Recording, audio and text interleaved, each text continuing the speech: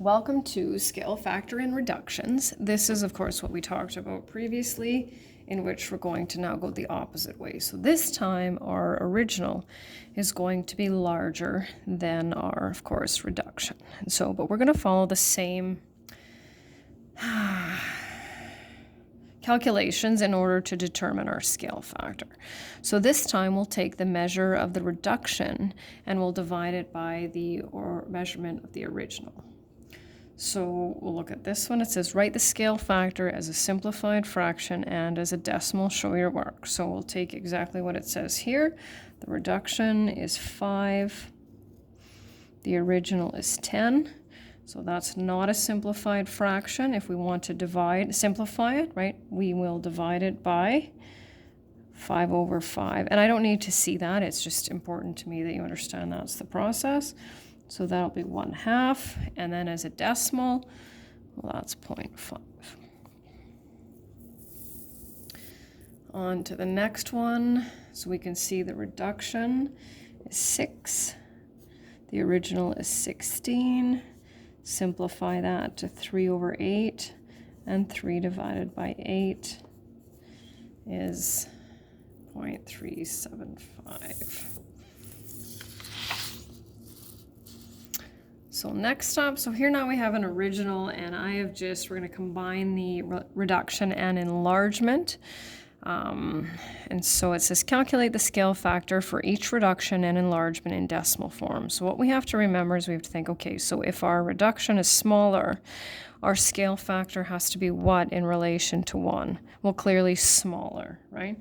So 2 divided by 5, right? My original always goes on the bottom. So we have to remember 5 as being our original, right? So 8 over 5.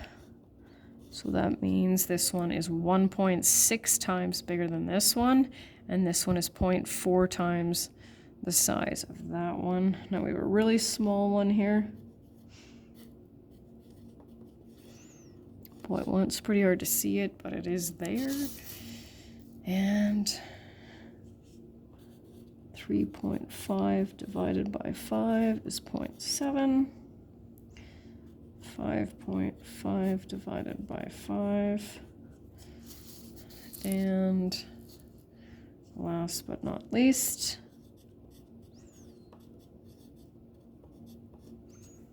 so 2.4 times the size of the original.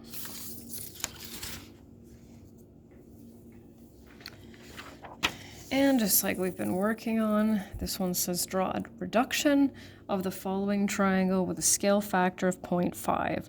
Label the dimensions on both triangles and show how you calculated your dimensions with the scale factor. So we've learned from previous experience that you can see there's my original, and this is where I need to draw it. So clearly we're dealing with different size graph paper, so we're going to have to use a ruler to measure. So let's pull that over here and get 3.2 centimeters. And this is a right triangle, which we will see more in our next unit as well. Get 1.9 out of that one. So I like to label it right away, and then that way I don't forget, right? So here, looks like I've got 3.7. So remember, plus or minus a millimeter, sometimes 2 either way. If you need help with measuring, make sure you let me know. So what do we do once we have our original dimensions? How do we get our new ones, right? So we take the original dimensions and multiply them by the scale factor, right? Remember when we doubled it, we'd multiply it by 2. 3.2, of course, order doesn't matter.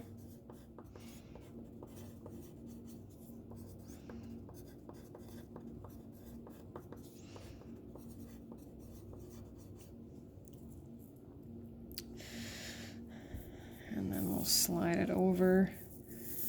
Yeah, it doesn't matter where on that you draw it. I'm going to start with this side first. I don't think you can Not sure if I can set it up so you can see it well. Oh, maybe there I can. So I'll just start it here. So 1.6. Right, and then 0.95, so clearly that's going to be really close to 1. I'm not going to worry about that now. When I join these, I'm actually going to join them first, and then I'll measure just to make sure that I haven't made a mistake. Let's do this, right? And then what do I need it to be? It should be 1.85, and yeah, I'm looking at about 1.9. So then we'll put our new dimensions on there. With units, right? And I just have one more. So I just drew what's called an original rectangle.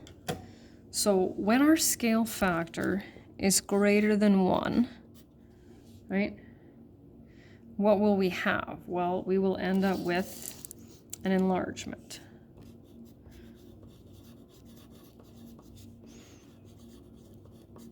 And what will our new drawing look like? And hopefully I'll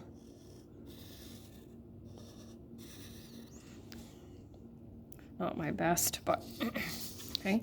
If our scale factor happened to be 1, right? 1 to 1, if you think about that, right? Our description, well, we're drawing the same thing, right? Because if we take anything and multiply it by 1, we get the exact same thing. So here's my attempt to draw the exact same size. Not too bad. And then last, right, if my scale factor is less than 1, then I clearly have a reduction. And that, of course, would end up with a smaller one. And that's it.